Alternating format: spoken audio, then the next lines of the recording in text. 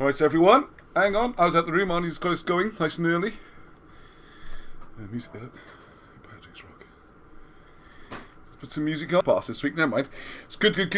Right, I just need to rush around for 2 seconds. Let's grab my notes. Yay. Change seats.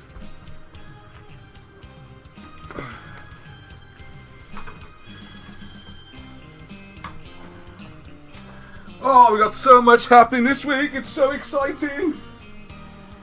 Oh! Just waiting up for a thumbs up from Arnie. Get the sound okay? I'm logging in. You haven't logged in yet? Well, I was sorting out the thing for you, which you told me to do.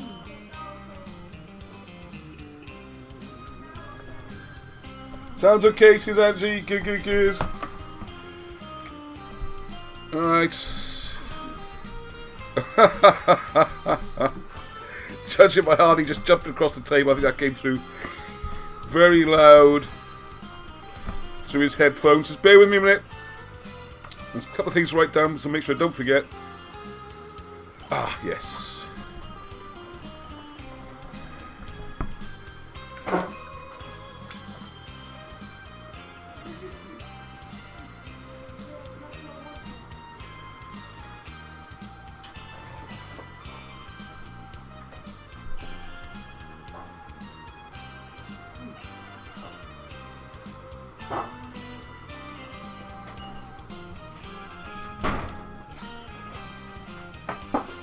Right. Okay. Let's go to me. Hey, that. You just love it when a plan comes together. Evening all. And I hope you can hear me nice and loud and clear. Yep. Good. Get the thumbs up there. I hope I look better on your screen than I do on mine. Yeesh, it's all grainy and horrible. Oh, it looks lovely on Arnie's. I think it's the way they process the video. Thank goodness. And it's not me looking that terrible. Right, we've got so much today. Main focus, as you saw on the caption card, you might have done, if you saw it. Okay, Baron, thank you very much. Thank you for all those who have ordered this music, which is now available, as you know, from Britain's Hidden History store. So quite a few, still got quite a few left though. So, you know, perfect stocking fillers. Buy them for all your friends. The one thing we noticed on things like the videos and the maps and stuff is that the postage is quite expensive, and we can't change that on the system. So what we've done instead is actually lower the price of the CDs and maps and things like that. And what's really happened is we've just taken some off this is just the way the postage works in the software, okay? It insists we charging is £2.80 or something, even if it only costs £1. And if you change it on one, you change it on everything. Anyway, that's just the wonders of e-trading. Right, let's see all the sound only coming through. Yeah, that's all you had. Hopefully you can see me okay. Are you okay on? Seems to have frozen there. No? Good. Hello Mark, hello Craig. We get a bit of buffering, are we? Begin to hear that song in my sleep, says Patricia. Oh, your internet connection's not so good. Okay. Hello, Finky Singers. Hi. Oh, hello, Angie's just brought a cup of tea out. Thank you very much. Buffering a lot. Oh no. Well, I don't think much I can do about that, really. I think it must be your internet. Can people say if they're buffering as well? You got some lagging going on with the video, but sound is right. Where's the settings? I don't think I can change the settings anymore, can I? I'm not sure we're up. Oh yeah, settings. Here we go. Just quickly. That all seems good. Output, all things seems good. I don't know why it's buffering. I don't know why. 5 3/4 seconds. It's only 5 seconds lag. Okay, well let's hope it doesn't buff too much. Well, the sound is steady. Well, that's the main thing, isn't it? That's the main thing. Alright, I don't know where to start. I got such a long list of stuff here. It's going to be cracking. God, where shall we start? Alright, I want to mention, first of all, I with Rob, another Rob. We got so many Robs and Roberts in our group. It's amazing. There was an evening a few weeks ago. I had 4 phone calls I received from good friends of mine. All 4 were from someone called Robert. All right, so you have to get used to different names. So we got Robert Bevans, who's the one who's dragging me up on mountain tops to see sunrises and the star maps and all that kind of thing. And I still haven't put up, apart from a brief overview, the fabulous video we took, which was on the autumn equinox. And I want to mention that now. It's not about stars tonight, not particularly, not the Babylonian stuff, but it does need to come up in the next couple of weeks because we're not far away now from what I always consider to be, and I think the ancients consider to be, the most important part of the year, which is round about December 21st, 22nd, when the sun is at its lowest point in the sky, northern hemisphere, of course. And this is when the sun appears to die for 3 days and then get reborn. Sounds a lot like Christmas, maybe. But anyways, a lot more about this kind of stuff. There's another book which I'm going to edit and put together. And we are catching up on the books. More news on that in a second. So, this is the most important time of the year. If you look at ancient Babylonians, Chaldeans, British, most cultures around the world, really. It's when the sun has died and I want to come back to life. So we'll be up the mountains again, looking at that. So I really need to get that autumn equinox up first. And sorry, some funny comments there. I don't know what's going on. Emergency jigsaw on standby in case buffering becomes a problem. Oh, thanks, Gavin. I can see me buffering. Can everyone just confirm you can hear it okay, though, yeah? Then we'll just have to... Hello, Monica from Germany. Guten Abend. Ah, Rob Bevans, as in an Iron Bevan. Oh, we are. I think that's Zoe correcting me then. Rob Bevans. So anyway, we're going to be going up, doing hills, and I need to get those videos up in time.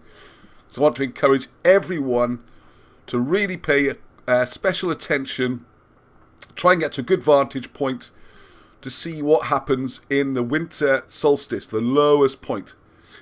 Because most of the ancient alignments, as Rob's been working out, doing amazing work, are designed to hit this crucial point of the year, okay?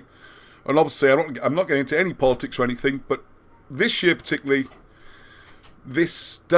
timing does coincide with lots of what's going on with, elections and lockdowns and whatever, okay? Let's not get into all that. But just to say that it is a very significant part, and with the way the planets are aligning this year. And definitely going to talk about that more in the next couple of weeks.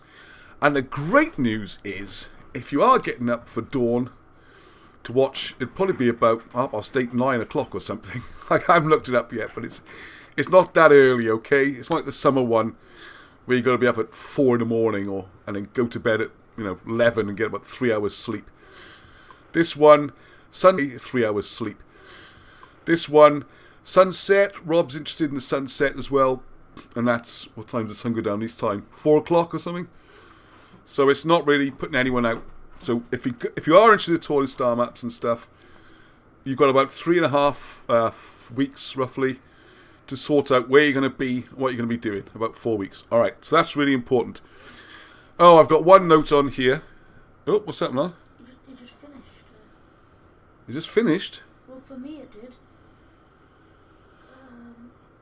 Arnie's computer's gone. Now it's going back up. Is everyone else okay? Yeah, now it's back up for me. Oh no, Arnie's just disappeared then. I hope that... Mummy said it's going badly for her as well. Okay, alright. So, I hope it's... The live stream stopped. Yeah, it happened to me too. Flippin' heck, what happens every week? It's back on for me though. Well, it's back streaming again, so I don't know why we lost a bit then, people. I'm going to read some of the comments while people have a chance to re-log in. Because they're back live. I don't know what happened there. I just don't know what happened. It went dead and it carried on. From where I'm sitting, it all looks exactly the same. Alright, so David Mosley, yeah, Guten Abend, Deutschland. There's Hugh, he's the real expert on this stuff. Hugh and Rob. And Steve, obviously. I'm just a novice trying to pick my way through it. I'm giving people a chance to log back in again. Because clearly we lost to some there. The stream went down, yeah, and it went off. Came back a few seconds later. Alright, okay. Yeah, so Craig, just giving everyone a few seconds. People are back on. Chinna watching. And it's Finky approved, I hope. Alright, so what I was saying is I'm not sure what bits we lost. So if I'm doubling up, I apologise. It's very important because this is the winter solstice. The lowest point the sun will be in the sky. So the sort of thing you want to find a vantage point for. If you look at, I'd highly, highly recommend looking up the works of Alexander Thom, T-H-O-M. I know it said Tom, but if you say Thom, you remember how to spell it. And a great program is Alexander Thom meets Magnus Magnusson, who used to be the guy who did Mastermind and stuff on British TV. He's an Icelandic guy. Has he gone on? No. Oh. Very clever, very intelligent, and it's a really good, and it's BBC, fair play, 1970s. Intelligent programming, and I'll explain a lot of the work to you. You can find it on YouTube, it's free, okay? And that'll explain a lot the sort of things you're looking for. Now, where we're going to be up in the Black Mountains probably, is looking for things like a dip between two hills. And what will sometimes happen, as the sun moves behind this dip, it'll disappear, and then boom, on that cream in there. And there are some old hieroglyphs where you can see that exact symbol, the V with a circle in it, which I think might be significant beyond just its straight up meaning, alright? And I do want to say a little bit about hieroglyphics at the end, if we have time, alright? Just make a note of that. So yeah, make sure you know where you're going to be. December 21st, 22nd. Set could be just as important as sunrise. And we'll see how that goes. Oh, can I have the comments back on, please? Yeah, it's all gone like this. I have to... Oh, Arnie's gone. Oh, you've scrolled down. You can see him down there. Look. Yeah, but I can't see the stream. Oh no, it's buffering every 10 seconds or so. I'm not sure what to do with that. Alright, Kerry's joined us. Hello. Right, okay, now then, right, so what I want to mention there, one of the other Roberts, I got completely sidetracked then, didn't I? Because the reason I mentioned Roberts is to support Robert and his work with the veterans who are suffering from PTSD. I did mention him on Remembrance Day. I want to mention him again. And the website is thewayofthewarriors.org, and I'll put that in the description. The Geordie accent, I promise, of Paul Hartel. I think I'll come back to that. Need a couple of drinks. No, I'm not going to do a Geordie accent right now. I feel embarrassed for some reason. I don't know why. I don't normally bother. It doesn't normally bother me. Right, next week, I'm going to do more. I want to thank Bob Morgan again for more about the Roman fort we found in Ireland, alright? Architecture power. Ta-da! The wait is almost over. Here is the proof copy. Hooray, hooray, in my hands, the book. I'm trying to get the light so you can see it a bit better. Anyway, this just looks beautiful. Loads of paintings, pictures, drawings and stuff. Artwork. You can see, get an idea there. Anyway, it's come out, it looks beautiful. Everything's fantastic. Robert's show, it's just a bit dark. You can't see Robert's name too well. Funny enough, it looks better on the screen than it does in my hand. That's weird. So it's going to lighten that up a bit. And for those who... I think everyone watching this is aware by now. It starts off by explaining some of the things about history which are just not correct that you think they are. Such as there was actually a parliamentary inquiry into how the Great Fire of London started. Imagine that.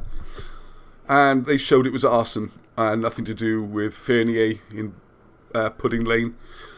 And actually someone got hanged for it who no one believed did it. He was just some sort of attention seeker or someone with mental health problems, as we would say today. Even the judge said he didn't do it before they strung him up. Tough times, eh? And but the royal family were definitely implicated, and it really gets darker and darker. And then you've got Plague of London also seemed to be started on similar... Has it gone again? No, it's just for me. It keeps doing this. I have to refresh. I think Arnie's got a bad internet connection. Maybe my whole house has, and that's why I'm having problems. It could be your brothers on there playing their games. No, everyone's off. Everyone's off. Right, okay. Okay, so So yes, so we've got the story then, and the same, the fire, the plague could have been deliberate, and you go on to things like the wars, the famine. It was a biblical type revenge, all stuff like that. Shakespeare, why he couldn't have written his books. But what the book really gets into, that's really setting the scene to the kind of mindset that was going on with these people at that time. Because Rob's very much an expert on how the mind works, learning. He deals with problem children, with ADHD, stuff like that. So it's a really interesting insight then of what was going on and how the City of London basically wrestled control from the Stuart monarchs and design London around that, and how you can still see things today. It really is amazing. That's why I wanted to publish it when I saw the draft of it and everything. So that is now for sale and on the Cymroglyphics website or Britain's Hidden History. I should have put a link up already. It will go up. And if you order it before the books arrive, which should be in the next 10 days, 2 weeks maximum, if you pre-order, you get £5 off, alright? Angie told me there's a code you have to put in. So I don't know what it is. What, a code to get, like, discount? To get the £5 off, yeah, as a voucher. Oh. Angie's listening to this. So hopefully Angie's going running in a minute with a piece of paper. So we all swap chairs. I have to swap seats to do this. Oh, here we go. Oh, it's a very subtle code, alright? All you code breakers out there. It's all capitals. BHH, as in Britain's Hidden History. AOP, as in Architecture of Power, alright? So 6-letter code. See if you can hack your way in if you forget it, alright? Okay. I got this couple of thank yous, because Paul Hartel has helped me again. Just to let you know, last copies of the first edition, well, they are sold out. We got 1 or 2 left. I've got Steve Pigeon, who's a wonderful, wonderful person. If you haven't seen his work, just look. You'll find him on YouTube all over the place. And his publishing company, Sifa. You don't have to do that. I think I know it now. BHHAOP, yeah? What's this? New internet cable. The technical support has come in with my internet It's a cable. new internet cable. Hi everyone. Alright, hello everyone, the engineers are on the case. This is now an unboxing video. Unboxing. We have the brand new internet cable. Brand new internet cable. Do you see it with a shiny yellow thing on the I end? hope it works now. Well, I hope it works. We all hope it works. I don't know. Because normally I do a hard wire connection the last few weeks, but something happened to the cable. What happened to the cable?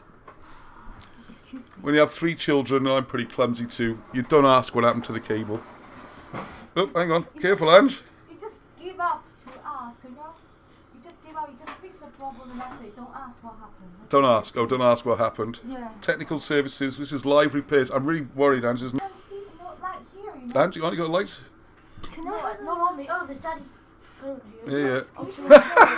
yeah. Even more chaos than usual. I will continue manfully on, alright? I want to mention Steve Pigeon because they're Cepha Publishing, in America.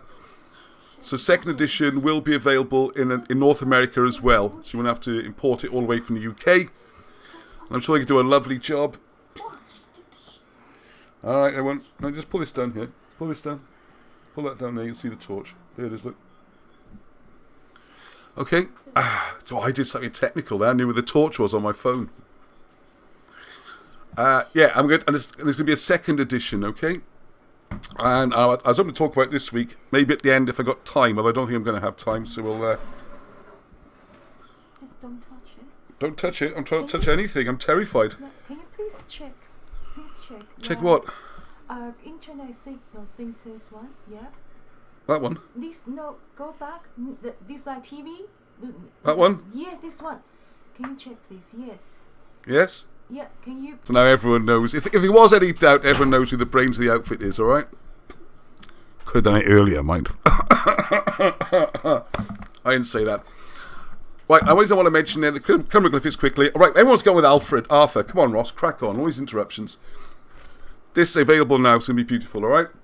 There are a few things. We have got a big thank you to Mariah Carnegie, who's doing proofreading, and it's good job. She is doing a brilliant job. She's a professional. Like, did you know, a little bit of history for you, immediately on the front cover, there are 4 errors on the front cover, okay? So the front cover will look slightly different to this. So I'm going to show that. Little quiz for you. And go to the presentation, you'll see there. Alright, get that in your mind. This is how we develop our brains, okay? By trying to remember things and visualise. And then we're going to come on to the other one. And I'm going to show you how it looks now. Excuse me. I can't believe you just did that.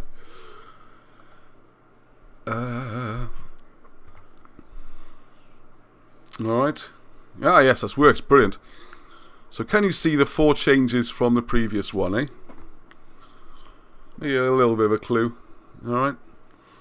I might leave that open till the end, see if you can spot the 4 things. I'll give you one clue. The tail on this one is miles too big. That has been reduced for the final print. But it's not the tail you saw in the first one. And I didn't realise exactly what's involved in a unicorn. So there you go. So see you can spot the other 3 things. You too can be a proofreader. But I'll take a couple of days. Mostly it's just little typos and things. The rest of the book's pretty good. And you'll see the new eye I put in there, which looks a bit more dramatic.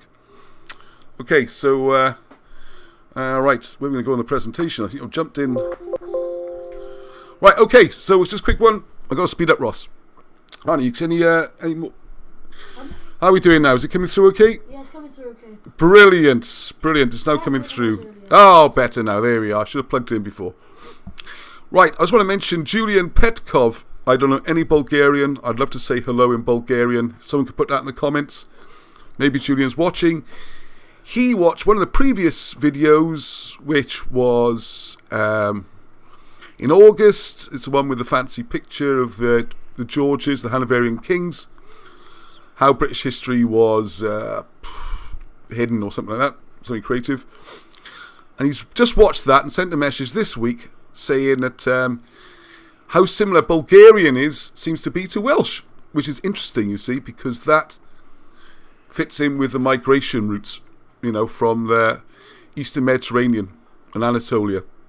And he's saying they have a word called bayo, very similar to boyo, which is a Welsh, very, very happy Welsh word. In Bulgaria, yes. Almost woke Arnie up then. So the modern Bulgarian language is mostly Slavic, but it remains a lot of unique words not found in other Slavic languages. And he believes they are Thracian, possibly a similar or a strain, a shared root with Cymric, you know, with Cymru, Cymraeg, Welsh. So it could be to do with a long disappeared Thracian. I noticed that lots of names, like we do in Welsh, if your name's Gary, you become Gario and Rossio, all that kind of thing, okay? And they do a similar thing in Bulgaria. So thank you for that. Do love comments coming in on the YouTube videos. Something I want to mention as well. All the videos are now going to go on BitChute as well. And there's another one, you BrainTube or something. It's just that a lot of channels are not being shut down on YouTube. So you don't want to control completely what happens on YouTube. So just to make sure, and I'll be putting up links to BitChute from now on as well, and the other one. And here's another one from the Facebook group, which came up just a little while ago, and it caught my eye, and it's such a beautiful picture. Does anyone out there please know what this one's called? What this standing stone is, right out in the middle of the Welsh hills. As you can see there, the valley by Penderyn, towards Ystrafelt, which I think is up towards Hirwaun, that way. So, anyway, you can see by the scenery, it's up towards the beacons. Sorry, it shouldn't be Slavic, it should be Slovenic. Harmonic is correcting someone there. And Patricia says, travelled. Yes, Patricia, thank you very much. Is the other person a big help to all the work she's been doing. Not that's what her comment said. I just wasn't asking for help. She's saying like warm and hospitable it was in Bulgaria. And Finky Stingers is all in the phonetics with languages in my experience. Yeah, we could pass knowledge verbally. Yeah, and I want to get on to the Cymroglyphics because right in the second edition, I've realised I made it a little bit too heavy and confusing in the start of Cymroglyphics the first time round. It is all there. I'm going to be doing the first chapter and making that first chapter available freely. So if you've already got first edition, you'll get the first chapter of the new one, which hopefully give you an easier way of getting what it's all about, and then the rest of the book will be easier to follow, okay? Alright, so if anyone knows what that stone is, please say some good chat. Brachen's daughter. Eh? Sorry, I missed too much of the conversation there, Alan, if you could explain a bit more about that. Oh, is the stone called Brachen's daughter, perhaps? Anyway, so we just saw that already. Oop. Right, now, finally, we get to the main theme. Hopefully you've already seen this video during the week. If you are watching this video sometime in the future, which I always think is a little bit weird, not you weird, you watching it, but it's weird me sitting here talking now live, and then someone in years to come, could be watching this, and all this could be old news and everything else. But during the week, Tim let me know he'd found this beautiful building. Let's go and have a look at it. And I only put the video up a few days ago, and already got some fantastic response. And in the video, but most notably from Legolas, Robert Pierce, I'm sure he's watching, and my cousin Neil Broadstock, another Broadstock on the scene, who's been doing some great research and has sent it through, as you're going to see now. This story has got a lot more to it than I realised, and it comes right up to modern times, and it gets a little bit stinky, as a lot of these things do. So if you haven't seen the video, this place is very near to Miskin Manor. So you come off the A4119. If you put Miskin Manor in, you'll find it on your Google Earth search, whatever things you're going to use. Just off the M4. Totally ignored, okay? Tim has been trying to do research, speaking to local historical societies, local churches, things like that. Getting a really weird reaction. Getting a kind of, well, it's definitely not this, and it's definitely not that. And of course, as soon as someone says it's not this, quite often that's why do they mention it then? If someone said, where do you live, Ross? Well, I certainly don't live in a monastery. You'd think, well, why do you say that for? You just say I live in a house. Anyway, similar with this one. I don't know. Anyway, you'll be able to see more about it. We're also going to be doing, particularly looking at this book here, Arturius Rex Discovered, the Wilson and Blackett work, which is going to concentrate on. But what is also fantastic is the fact that, hang on. There we go. Sorry, that's the trouble with changing seats. Can't find everything. Is that my cousin Neil and someone else has sent through research, which is very old. And again, once you read through it, it matches up with what Wilson and Blackett say, even though it was written long before they came along. I just want to drop this into conversation, because I'm going to mention it next week. Great book. Do you want to prepare for next week? Chris Rudd. British coins, right? Not Celtic coins, not Roman coins found in Britain. British coins. Fabulous little book. It's not very expensive. Loads of pictures of coins. Thank you again to Mariah for this. Loads and loads of coins. Old British coins. Excellent. I haven't studied it yet, but really, really, really going to, and do some more on that next week. Right, okay, let's crack on with this. So there's this beautiful photograph that Tim took a few weeks ago, first time we went up there. As you can see, it's a very atmospheric building. And while I was up there the last time, I talked about the idea of two possible stories connected to this. The one story is about after Constantine, with Myrig, the father of Arthur. They had a problem. The king of, which way is the angle for you? The king of Devon and Cornwall, or particularly Cornwall, was called Gunnar, Guinner. You can read all about this in Arthur the War King. Can you see me grab a copy of the War King now? Up on the top, there shouldn't one. Yeah, there's a few. Oh, you just grab me one. I can show the map then. And he was doing a bit of double dealing with an Irish king called Fingar, and he was going to help him because to raid from Ireland, you'd have to go round Cornwall, where he would help him on the way out. Thank you. The idea was that he would go to... Can you find the map showing the attack on Cornwall, please? Oh, yeah. They would then... they'd go and attack Brittany, raid it, do all the stealing, and on the way back, he would be able to stop in Cornwall, where Gunnar would let him refit his ships and all that kind of thing, so he could return to Ireland. But as you'll see in a minute, 'cause I'm going to show the family trees and things, at this stage, the British had already captured part of Ireland. They had set up their own kingdom in Ireland and were dealing on diplomatic level with the Irish kings, of which there seem to be two major rival powers. And there's one concentration just on Cornwall. I think it's a bit earlier in the book. Right at the beginning, I think. Chapter 2 or 3. And but through intelligence, like in spying and stuff, the British got wind of this raid and let it go ahead. So that when Fingar turned up in Brittany, the defending army's waiting. He gets slaughtered on the beaches. Some escape. By the time they come back to Cornwall,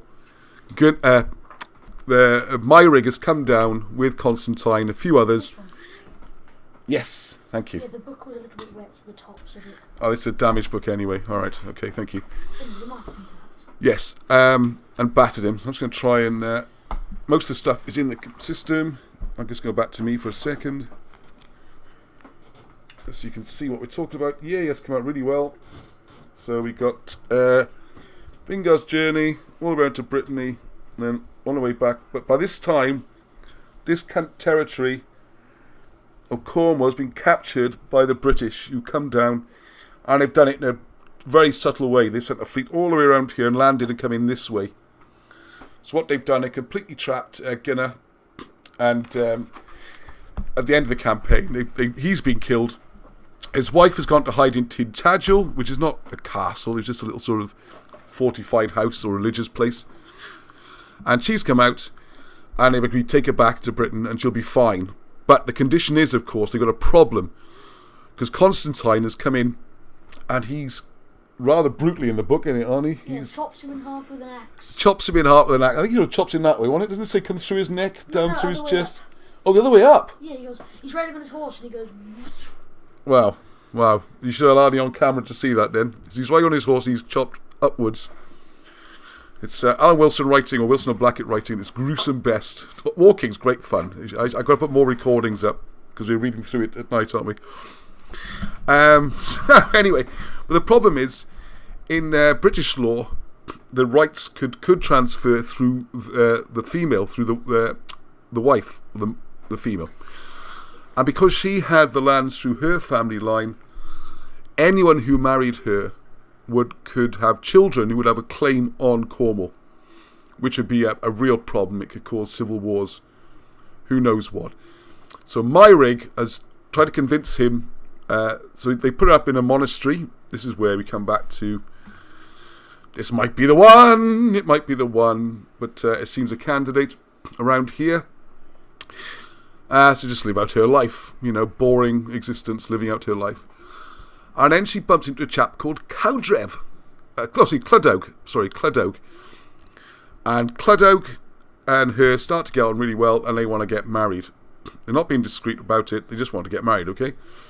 So, Myrig has to explain that this can't happen, because it's just too dangerous to the country. They can't afford to have this contest. So what they do? What is it? The mound there. So he offers him some territory in Brittany to get him well away from her and out of trouble. But whether he's stubborn or he just fancies his chances or he really is making a run for the kingdom, who knows? Myrig decides he has to have him killed. He does it himself, and this is supposedly when he got injured and became lame, and Arthur has to get promoted to lead the armies, okay? So it's an important story, and this could be a location. Now, the other idea I flagged up on whatever day it was I put the video up, was the other fascinating story, which is to do with, and I did it all from memory, and I'm quite pleased to say that I seem to have got most of it right, and no big errors. And Rob Pierce has sent me through some information, and then we'll come on to what Neil sent through, which brings it right up to date, alright? So when you look at... I've got the family tree here. Oh, here we go. This is the comment that Rob first put up on the YouTube video.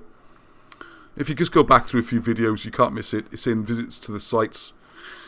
So, it says his name at the top. My face is cutting off his name. Sorry about that, Rob. Anyway, great vid, Ross and Tim. The interesting thing, as you say, is the connection to one of the 2 Mordreds or Mordreds. I don't want to confuse people, actually. Before I confuse you, the story is that Arthur, probably his second wife, Guinevere, his second wife, was staying... it's a bit like Henry VIII, alright? Very, very, very similar, sometimes remarkably similar. The story of Arthur and the story of Henry VIII. Arthur seems to have had a pretty happy first marriage. He went on for a long time, but they had no heirs, and particularly no male heirs, but no heirs at all. So he's under a lot of pressure to produce heirs. So he seems to have remarried the second time, a bit like old King Henry VIII, divorcing his first wife, who he seemed to be quite happy with, apart from this one problem. And he went off with Anne Boleyn, and King Arthur married someone else, the second Guinevere. If anyone's got any theories on why they're all called Guinevere, I'd like to know, because Gwen obviously means beautiful. I'm not quite sure what Guinevere means. But it seems strange you should have 3 wives, all with the same name. So I've got a funny thing, it's a title rather than a name. Anyway, that's a side issue. The second wife was staying, and this does seem more like to be this location, even if not this particular building, although we'll see, there's some clues on that. She was living out her days there, while he's off being the king and fighting wars and that kind of thing. And she starts seeing a chap called Mordred or Mordred. These names have lots of spellings in the old days. These days, spelling seems to be really important. In those days, not so, okay? So you got Mordred or Mordred, as he's most famously known today. Starts seeing her. But this is not the Mordred from the Battle of Camlan. This is not the one who raised the army to fight against Arthur. And again, it gets really fascinatingly similar. You know, I get to the stage you stop believing in coincidences, because this guy's called Mordred and he's a nephew, and the other one who raised the armies, fought the civil war and was killed at Camlan is also a nephew, but by very different fathers, as we'll see. Alright, so the story was Arthur found out about this, or they decided to elope and make a run for it. Either way, Arthur, not very, very understanding about it, pursues them all the way to Scotland, a place called Megal, and sets the dogs on him, and has them ripped apart by his hunting dogs. So there's a little memorial up there for them. But it's all started in this area here, because Miskin is the Royal Hunting Lodge, okay? And there's different definitions of what the word comes from. Anyway, so Rob saw this. And if you move to the second paragraph, you'll see here, the one who fought Arthur was Mordred ap Llew. Llew is very important, we'll come on to it. Don't let all these Welsh names put you off, go on. Does Llew mean lion? So he's the son of a lion? Llew does mean lion, you're right. We also got the name Llewellyn, and this one seems to be called just Llew, rather than Llewellyn, which is more common.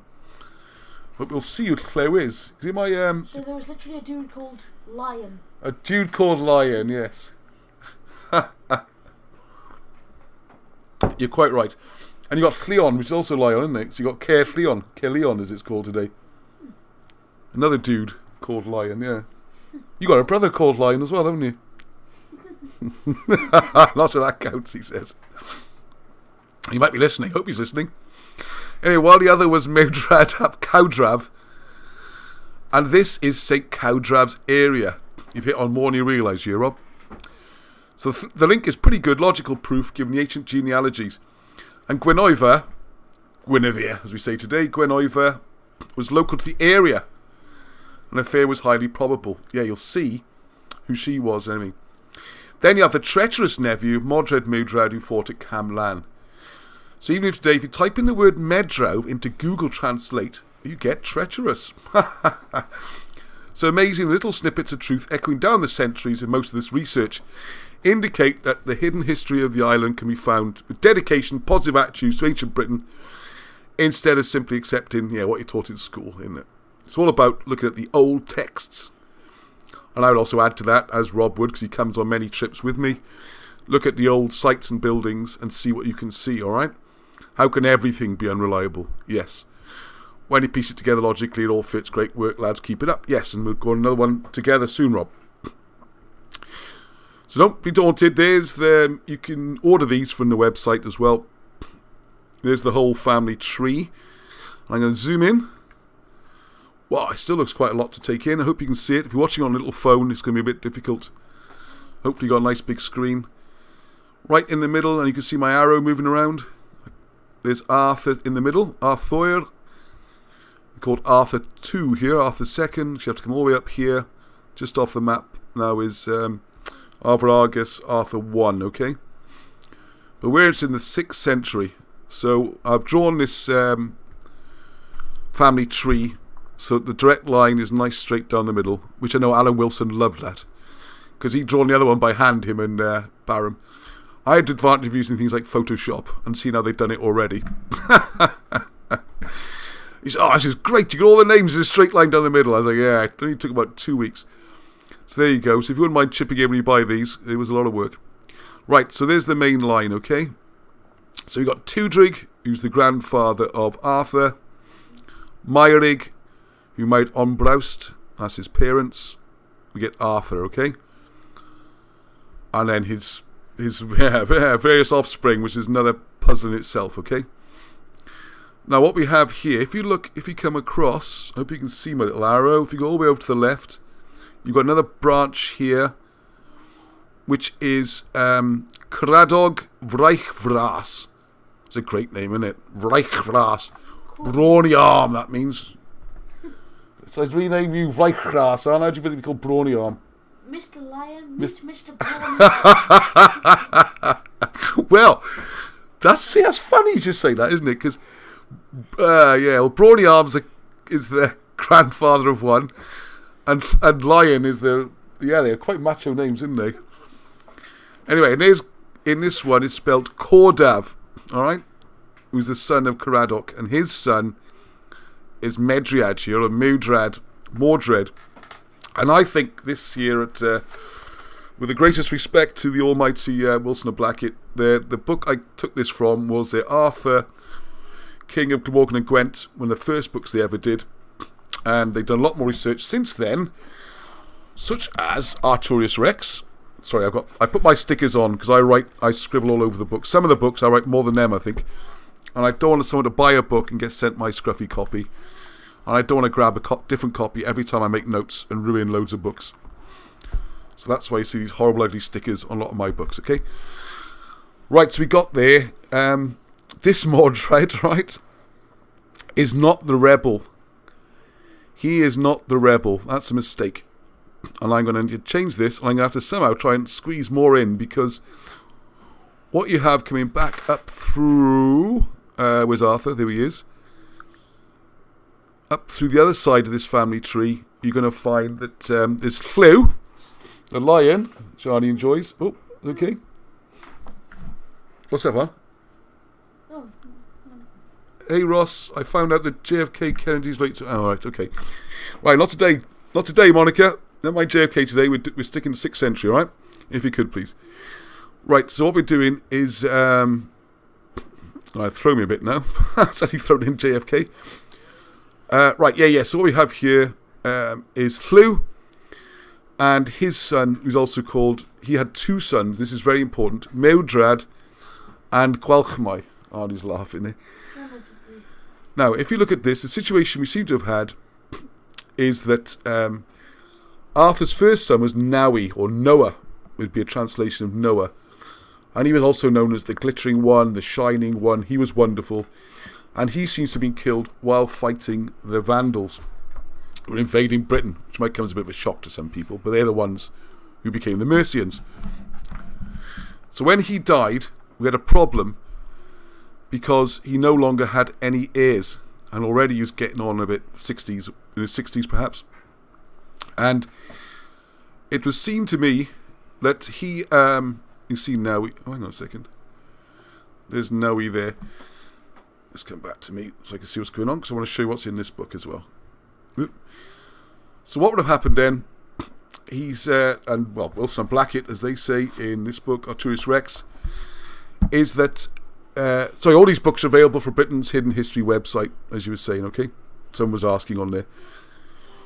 He's nominated one of his two nephews to be his heir. He doesn't. It's not the English thing. It has to be the son. Quite often, it's chosen by election, or it's usually a direct descendant. It doesn't have to be. It could be a cousin, uncle, someone related. And what's happened in this situation? He's proclaimed that he wants Gwalchmai. And it would seem to me that the brother, Mordred, obviously not very happy about this. His brother's going to be king, not him. And then we have the Exodus, the comet, all that kind of stuff. So when he comes back, Mordred has gone off and recruited foreign mercenaries so he can actually fight this, seize the throne. And in some ways, he seems to be the one who stayed in or came back to Britain first, or even stayed in Britain and kept running the shop, if you like, while Arthur was over in Brittany, getting away from the pestilence and the terrible times. So you could have some sympathy for him, perhaps. But there we are. Right, so in this book here, I was very fast. Sorry, I must have been quite horrible to watch that. Little blur on the screen. Got to improve my technique. So in this book here, we have 549 to 550 AD. King Arthur takes a second wife to get sons and heirs. At some time or other, his brother Idnerth is murdered in a plot recorded. So we're getting through his brothers now. Their family's been whittled away, alright? Is murdered in a plot recorded in the Llancarvan chapters on the life of St. Cadoc. His second queen, Gwynova, daughter of Ogyrfran Gawr, who's Cawdraf. That's strange. I was thinking that doesn't sound right. This Guinevere's father, was Ogyrfran Gawr, yes, who began a scandalous affair with Medraud ap Cawdraf ap Caradog Vicrach, the brawny arm. Fled to Persia in Scotland, where King Arthur caught her and allowed his dogs to tear her to pieces. So, got that bit right. I haven't read this book for quite a few years. Then 562 to 563 AD. What you then have, so I'll just give you a little potted history what happens then. So what's happened in the north, and by this north we mean right the very north, up in Strathclyde, Scotland, that kind of area. Things have gone very badly for them, and a lot of the British kings have been kicked out of the north. So many princes, and one, March ap Marchion, a very senior prince known as King Mark or Count Camor, od Conomorus,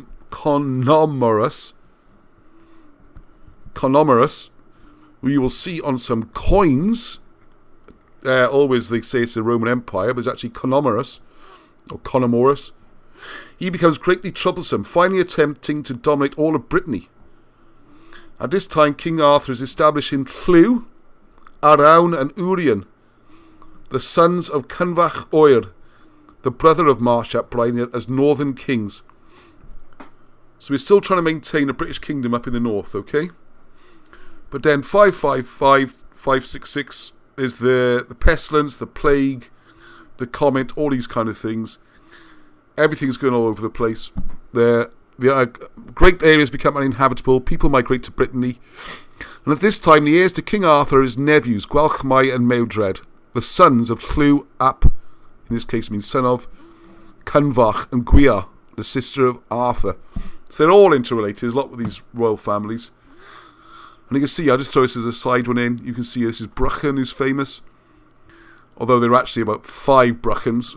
He didn't have all those necessarily himself. And this is the British line which had gone over to Ireland and carved out this country. So again, it ties in what we were talking about earlier. And that what they call a Roman fort they've discovered in Ireland could well be British from this period. So you've got the Irish line of the British coming back in, taking Brecon, and marrying back into this family, which gives Arthur claims.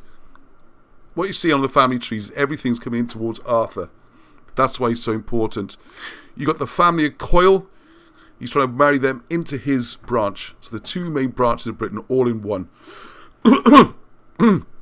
So it's Gwalchmai's been declared, and that's when it all kicks off, because Mordred has got all his rebels together. They fight the terrible battles. He fights him in Camlan. And that's where King Arthur, he goes up there and devastates his kingdoms and all that kind of stuff. Right, so 562 to 563. King Arthur perhaps dominates the north from the Isle of Arran. See, Arran, and I think it's Margaret was asking about Arran months ago. So if you look at a map of Scotland, you will see that Arran's a big island on the west coast, and is ideal. It's always been a sort of a headquarters or a king's seat for the islands and highlands around there, because you can base your fleet and you can hit all the west coast of Scotland and the islands, and it's a sustainable place. Britain is now terribly weak following the triple tragedy of the Vandal Wars, the Comic Plague, and the civil wars caused by Mordred, and the central control of the British kings is slipping. At this time, King Mairig still lives as senior king, and at some unspecified date, see, I'm never sure if Arthur even became king, but that's another story. He's definitely king of Gwent, and the high commander of all the armies, but Mairig seems to have outlived him. That's a side issue. Conveddu attempts to obtain control in South Wales, probably with Mairig old and Arthur wounded. So we go on, and it's all this is recorded in the Land of Charters. Now on, where's the bit I want to read? So if you get this book, you can read all about Mordred the traitor. But we were right, so well done Tim, and a little bit less well done me. So geographically, we know that Caradog Vraechfras was generally thought to have held authority in South Wales and on occasion in Brittany. His son Cawdraf, and remember the site we're going to has a similar name, had his monastery at the woods at Miskin, where it still stands in remarkable preservation. This book, when was this book written? I should know this. I think it's about 1990, I think. Oh man, how could I not know that? I think it's about 1990 anyway, okay? It's not really crucial, but I just want to get an idea how much it's decayed since then. I was hoping there'd be a picture in here, but I can't find one yet. So if you've got any old pictures of this Miskin one, I'd like to see if it's being trashed for reasons you'll see in a minute, okay? Right, so his son Cawdraf had his monastery at the woods in Miskin, where it still stands in remarkable preservation. And remarkably even more, it's denied that it's St. Cawdraf's monastery, even though it's recorded that it is, and it's still there. To me, it looked like a monastery when I saw it anyway. This monastery was a mere 1.5 miles from Llanillten, and there young Mordred ap Cawdraf would have lived with his parents, Welsh saints and clergy, being habitually married. This is important for tradition strongly asserts that King Arthur, the Ail Tairn or Viceroy, lived at Llanillten with his second wife Gwenhwyvar. King Arthur was around 45 to 50 years old, and his sons from his first marriage were all killed in the Vandal War of 548. So sorry, he did have a child. Now he was from his first marriage, but he'd been killed, alright? So he's come on from having his glorious 20-year-old heir to no heirs. Whilst he's away on business, the young queen formed a liaison with Mordred, and they met frequently at a grove, still identified as the Thicket or Grove of Medrawd, or Melwas. Cloyne Melwas is a form just north of Llanillten. All these names are still there, isn't it fantastic? Like Rob Pierce was saying on his. Yep, so they got chased all the way to Perthshire in Scotland. They got ripped to pieces. This happened at Alyth, is the place. Alyth. Oh, I did get it right. And the Queen's remains are buried in the next parish of Meigle. Oh, almost right. Meigle, where her mound tomb and remarkable tombstone are still preserved today. The amazing thing is that the identical folk tales remembered down the ages both at Llanillten and at Meigle, two places 500 miles apart. And Alyth means great lamentation. And the great proximity of the monastic residence of St. Cawdraf to Llanillten identifies Mordred ap Cawdraf as the seducer of King Arthur's young queen. This solves one half of who the traitor Mordred was. Alright, hang on, what time is it? 9 o'clock. Anyway, let's push on to this one. So, I might do a separate video on that, because there's a lot more you can say just on him, really. Oh, there's the book. So someone asked me to get the book from. There you go, Britain's Hidden History. Oh, it would be funny if you could actually see it. Britain'sHiddenHistory.co.uk. Please don't keep going on about JFK, Aunt Monica. Chats for people wanting to follow this. Right, okay. Now, this is where it gets interesting. because it's referred to here, you see, as St. Cawdraf's Monastery. And what my cousin Neil Broadstock, has found, this book is, he did tell me, about 1800, I think. And what we have to rely on, with so many of the historical books haven't been destroyed deliberately, is he's had a clever idea of looking at these old walking books, where you got people who travelled around Wales describing the places they saw as they went around, okay? So we have things on here which reveals quite a lot from this old book. So here we go. I'm just going to a couple of pages from this. So Cawdraf, it's all backed up. All the things Wilson and Blackett. Here's a book, totally unconnected, from, might even be 1780s, but it's around about that period, okay? And here it is again. Cawdraf was the son of that your favourite name now on, your new favourite name. Cradog Freicfras, Brawny Arm. The Crados Brebras of Romance, by the beautiful Tigo Orifran, daughter of Nudd Hael.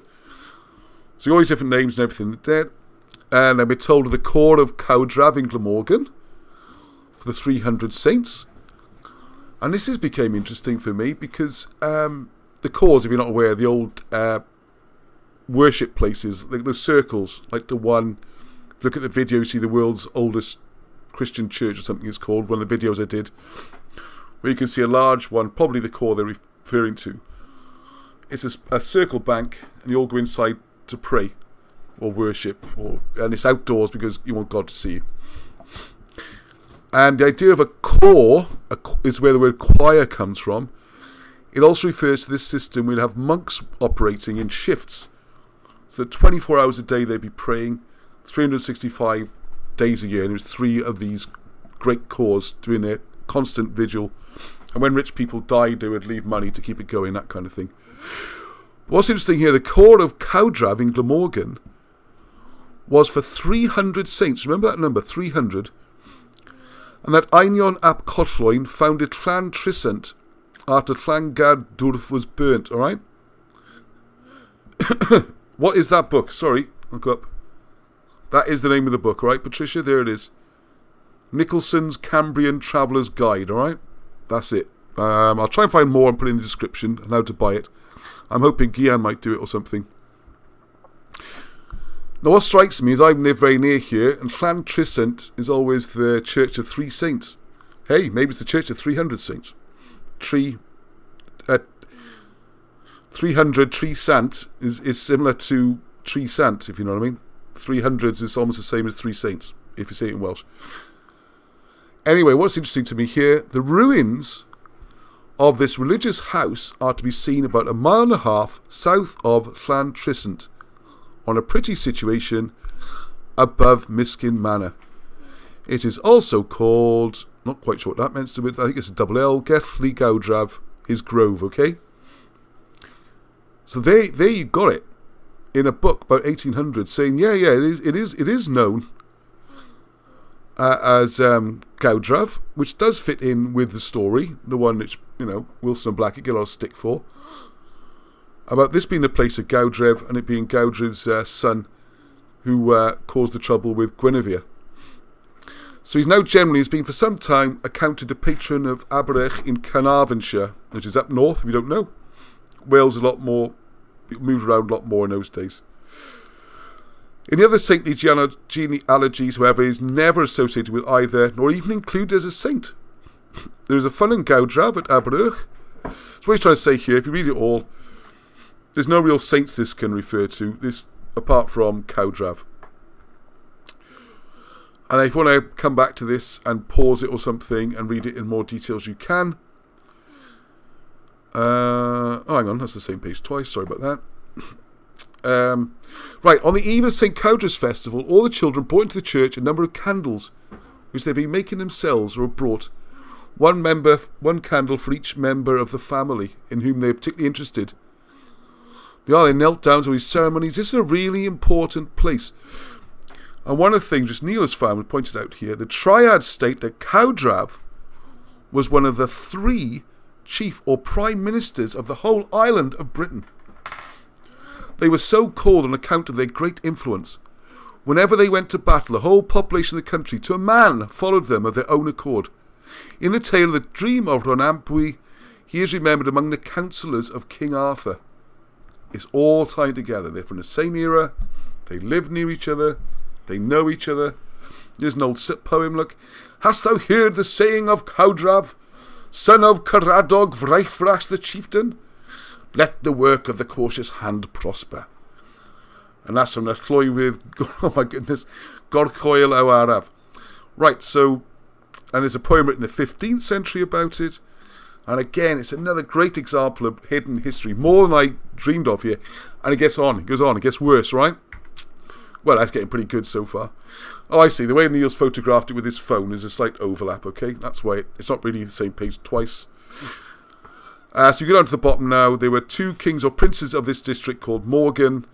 And then we move down into later times. Because Morgan is the follower then of... where we get into Arthur's successors and things. And you see Skene, the 4 ancient books. And I've got a copy of Skene over there, actually. Well, he wrote lots of books. Now, this is where it gets a bit stinky, alright? Just to warn you. So here's it shown on a map. And there's the other name for it. Allt y Gwardi. And speaking to my friend Mariah, it says Allt in Scottish can mean stream. So maybe it's a stream at the Gwardi, I don't know. I'm not sure what the Welsh word for that is. What's rather sad, you might not see this on your screen. It's very faint. Standing stone, not in situ. So there was a big standing stone here which is taken. And I also, so this is the dual carriageway. That's that beautiful view I showed you down the valley. So I'm pretty sure it's not there now. There's a stream. There's the red dot with the building is, alright? Yeah, now, as you can see, this dual carriageway is extremely close to the standing stone, which might have been almost touching it, and so is that building. So at the time when this was put in 1987, there were some planning committee meetings. And here are the minutes. Well, I don't know how my cousin got these. Well done. So minutes of the meeting of the Pontyclean Community Council held at the Pontyclean Community Centre, Pontyclean, 7 p.m, 2nd of March 1987, okay? There's the people who were there, and if we go down to the footpath, application to divert. Members were of the view that there was no objection to the proposed diversion, although concern was expressed, blah, blah, blah, stuff like that. This is where it gets interesting, alright? There's going to be a housing development at Llwyn Croen, where there's stacks of houses built over there, okay? God, thinking heck, bathe in 1987. Wow. Right, now, can you see point I? Forget that housing development, which is all went ahead and there's houses everywhere. Point I. I'm trying to... Oh, no, you can't... Oh, yes, you can just about see. Anyway, you can see point I. It's in the middle of the screen. St. Cawdraf's Monastery, Miskin, which is not supposed to be even called that these days, alright? The clerk read out a letter which he had received from Cadw. They're the ones preserving Welsh history, yeah? Protect and preserve. The official body in Wales charged with the preservation of ancient monuments. The letter, this is from Cadw, right? This isn't from the road builders or anything like that. The letter cast doubt on the authenticity of St. Cawdraf's Monastery. Several members expressed their surprise at the views put forward by Cadw and felt that more local research might reveal the true origins of the monastery. Cadw were basically saying, don't bother, nothing to see, do what you like, knock it down. So, it continued then. The point of the letter, the follow-up was, as you can see from that last part there, that Cadw themselves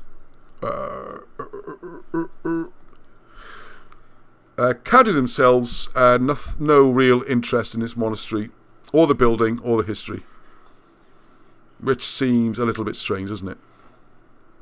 A little bit strange. So basically you're going to forward there, copy the Cadw's letter, and no further action, no interest. And wrong button. And as you see from the video I made with Tim, there's our sign there, nothing. No mention of the history, the story. We tried the local historical people, and I'd love to receive more information. Send it through if you got it, because I think there was a little bit more in the minutes as well about, well, it sums it up there already, you've got the hang of it, that they got no interest and no need to know, nothing to see. And thank God that dual carriageway missed the monastery. You do get the feeling it might have led to the moving of the stone, but there you go. So it's a quick recap just to finish then with, well, I think we covered it all there. So there's 2 Mordrads. This is the important thing. One would seem, I don't know, but he might have visited, but unlikely to be the one directly connected with what seems to be the monastery on the old religious site of St. Cawdraf, one of the 3 great prime ministers of Britain, the great advisor, the cautious one, the wise one, who advised Arthur, and it's his son has done a runner with Guinevere, and end up in Scotland, as you saw. And then we got the other Mordred, which is confusion, because 2 Mordreds, who's the son of Llew, who would seem to have felt overlooked due to his brother Gwalchmai. Of course, the tragedy to sum all this up then, if you don't know the full story, is that when Arthur finally tracked down Gwalchmai was on his side. So it seems to me that another reason why Arthur might not have been king is he might have chosen to be skipped and go straight to Gwalchmai and have the younger king.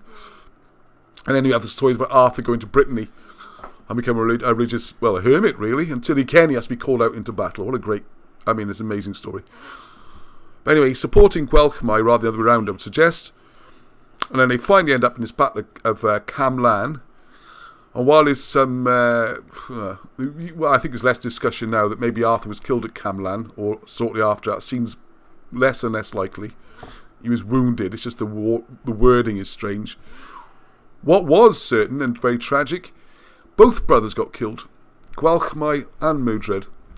So you're still left in a situation where you've gone, as often happens in civil wars and tragic situations like this, you've gone from a situation where 2 brothers are battling for the throne, and they both end up dead. And this was seen why Arthur has to take a 3rd wife and try again for an heir. And then, we're jumping ahead a bit, but then when he finally does die, it needs to be kept quiet because his son is still too young and vulnerable, and he has to keep word quiet until he's old enough to take the throne and look after himself. And old Myrick still seems to be going. He lived to about 100 or something. So there you go. Anyway, so that's all worked out quite nicely. 9:15, there you go. I did say I'd try and finish early this time, so I ran on and on and on last week. Did I cover everything? I didn't do the hieroglyphics. I'm not going to do that now. Not start that now. But I just want to say to people, I was going to set it up so you could watch me drawing them and everything. I'll have it set up for next week, alright? I just want to make doubly sure to people that it really is very easy. Can I see some of the... Oh, it's in German now. Excellent. Yeah, exactly. Okay, alright. More like a Landstrasse. Okay, the road, yeah. It's what we call dual carriageway, yeah. 2 lanes each side.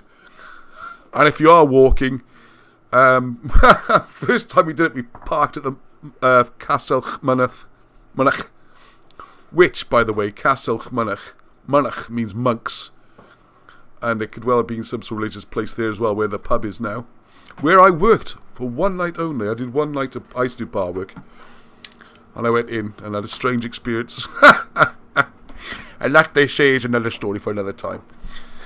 Right, okay.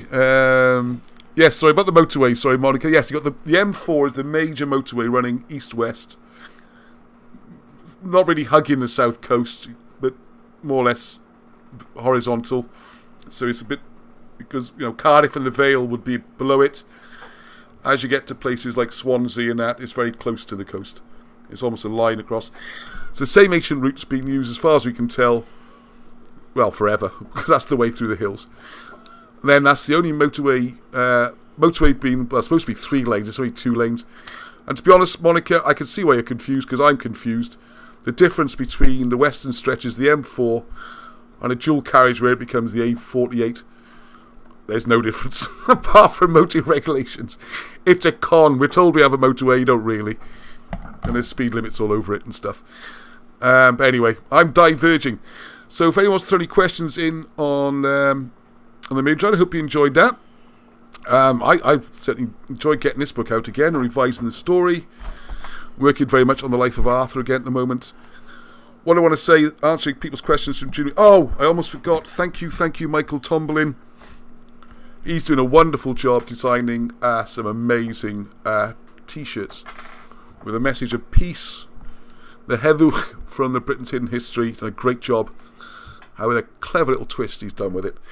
I was going to show the artwork this week. But let's get it all sorted, and that'll be something else for your Christmas stockings.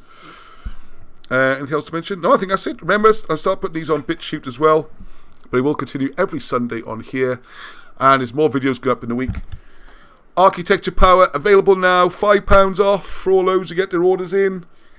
What else is going up? Oh, we still haven't put up the games available. I also want to show more of these books. Thank you, Mariah. I want to show more books from Gian to talk about. This is brilliant. Britons of Cambria by the Reverend Morgan. Try and get yourself a copy of Britain's first coins. We'll talk about that.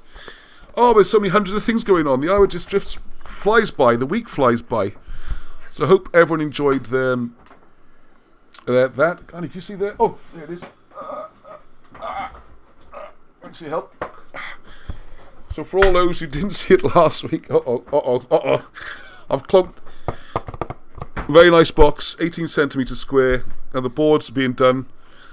They're going to go inside, and this is for your Goith board. Thank you very much. Already got some orders in for this one. We're going to put a proper order up the next couple of days. You can order your copies of this.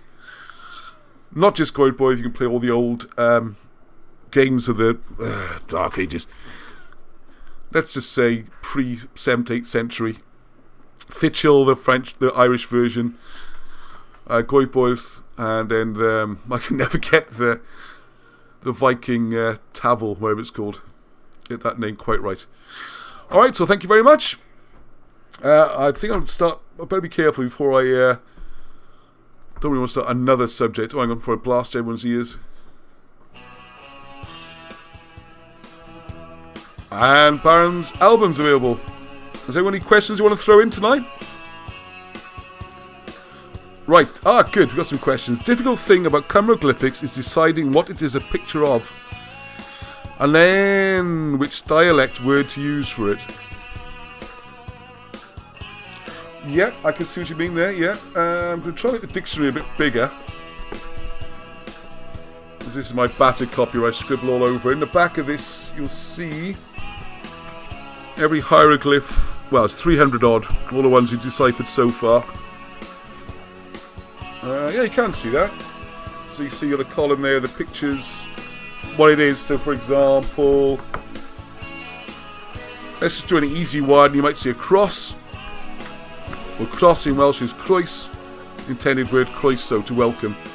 And if you imagine how difficult it would be to draw welcome, maybe it looks like this. You get croeso that way. So yes, I will do more about that. Here we go, some questions coming through. Excellent. Could Cawdraf be cow's enclosure, cow being father of Gildas? I guess so. So Mark Manning, thank you. It seems to be referred to as Cawdrafs, as in... What are you doing there? I was making them... Oh, they're doing a nosebleed. Oh, sorry. So, sorry, he's just messing. Okay. He's just playing, alright. Okay, he's having fun. It's your Sunday evening. So I appreciate you helping, Arnie. Thank you very much. You did a very good job. Thank you. Okay. Oh, yeah, Arnie's taking a bow. Take a bow on. I gotta be careful. I shouldn't leave this book out, because this, I have to say, this is fantastic. And I have to just warn you, when they're gone, because I don't think I'm going to reprint that one. I'm not sure we got the print files. I do have quite a lot of them from Wilson and Blackett, and I do pay for them all up front, so if people do want to buy them, that would be good. At the moment, they're all paid for by me. We don't have endless money, so...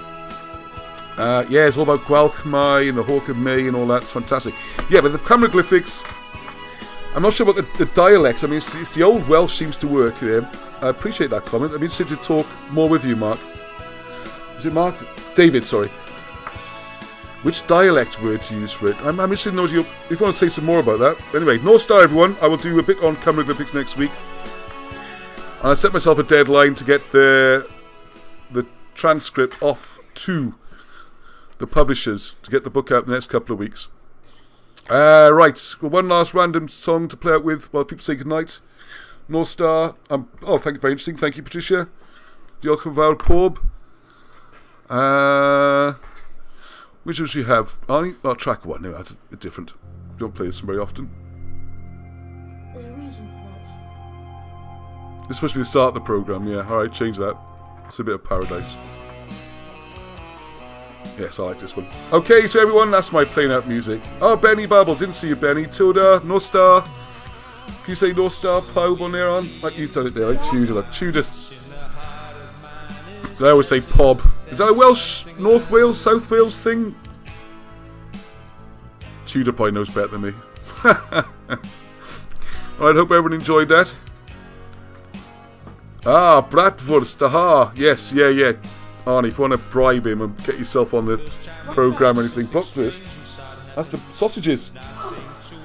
Breakfast sausage, Bratwurst. There we go. Right, so thank you very much, everybody. I'll just say, until there's loads of videos going up this week and next week, don't forget, winter solstice is not far away, alright? It's got to be December 21st. Get yourself somewhere to watch the sun up. Find a conspicuous hill, valley, doesn't matter where you are in the world. Southern Hemisphere would be interesting, because then you'd be looking at sort of Midsummer's Day, wouldn't you, rather than your Midwinter's Day. And want to see more about that. And thank you again, Michael. We will be showing the t-shirts and all that kind of jazz next week. So, Arnie, you say North Star and Hevu. Adios, amigos. What can he do, eh? What can he do? Children, eh? Can't live with them, can't beat them to a pulp until they learn some sense. Not anymore, anyway. It's not allowed. Alright, till next time. Hevu.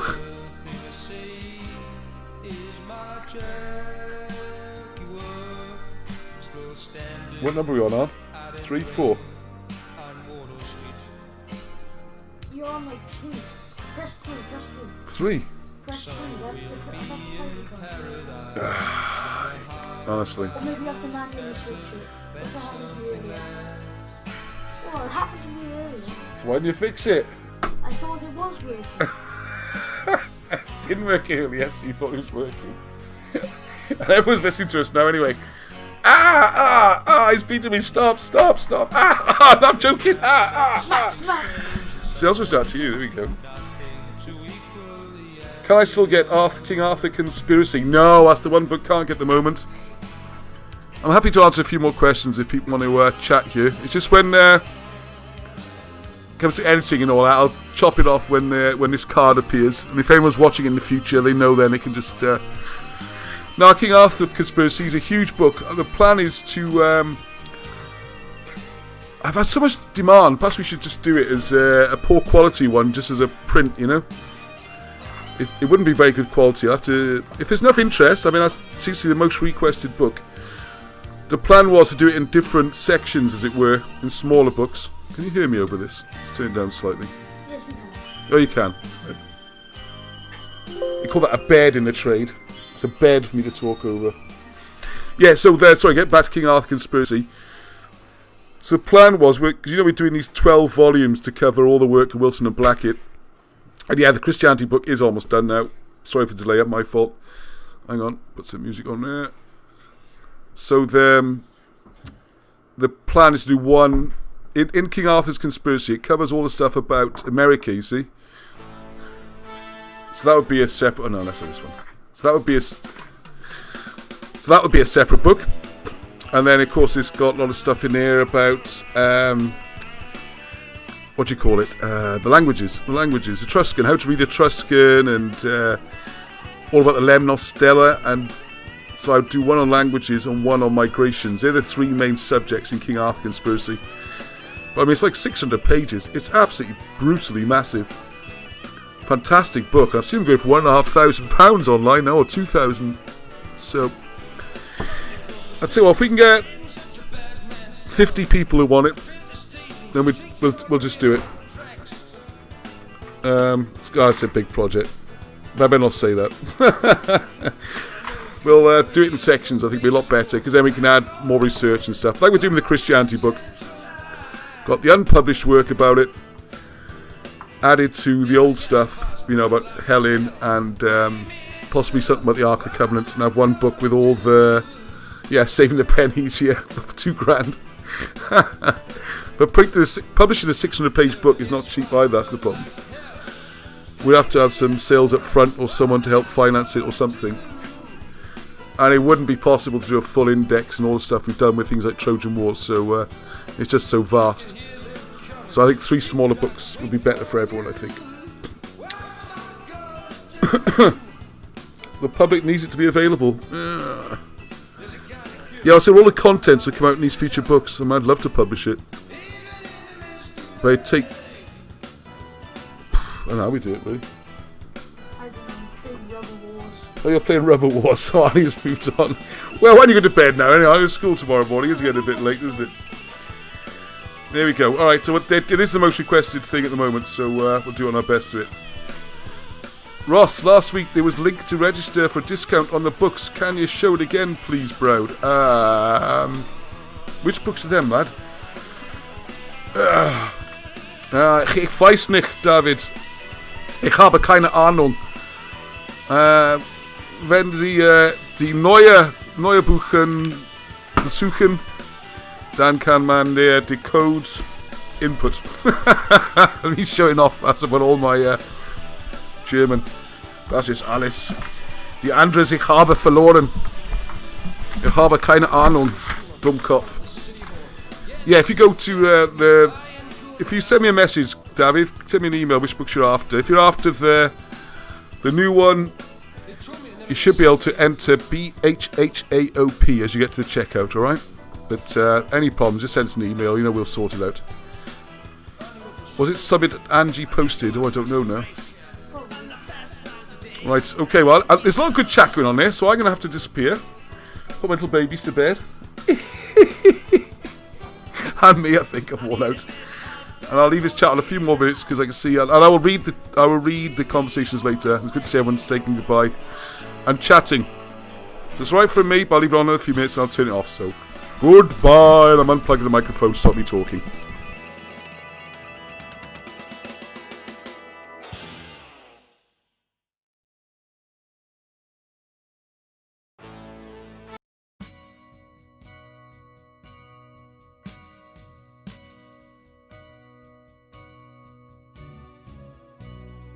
When I say, can you stop playing little girl games, and what kind of a man do you want?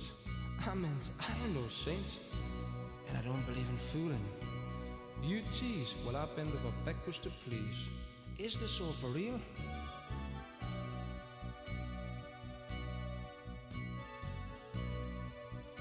Yes, indeed.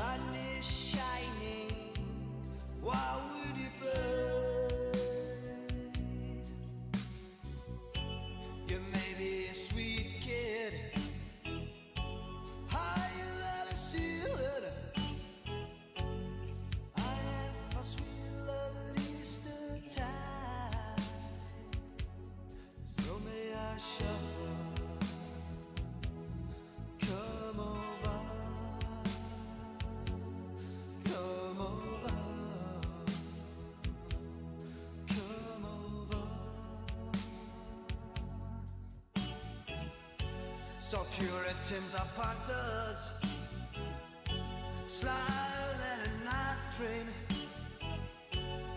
Come up to one on meeting, so say I thought you right, so say I.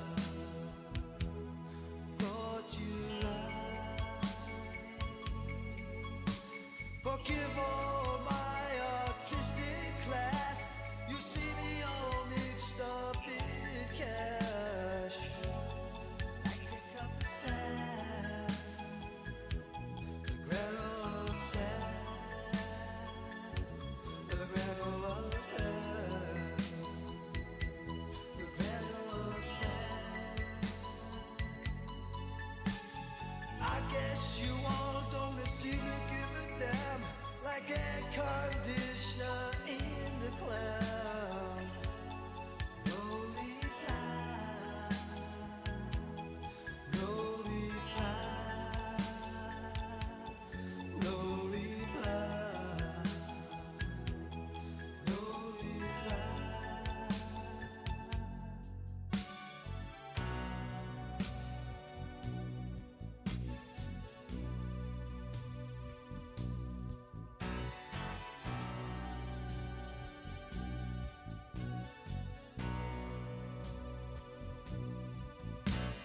Muriel, take a look at the car we have. The sun is shining. Why would you wait? Muriel, take a look at the car we have. The sun is shining. Why would you wait? Sweet conversation, broken all to pieces. See concentration in ancient lands. Early dawn is good.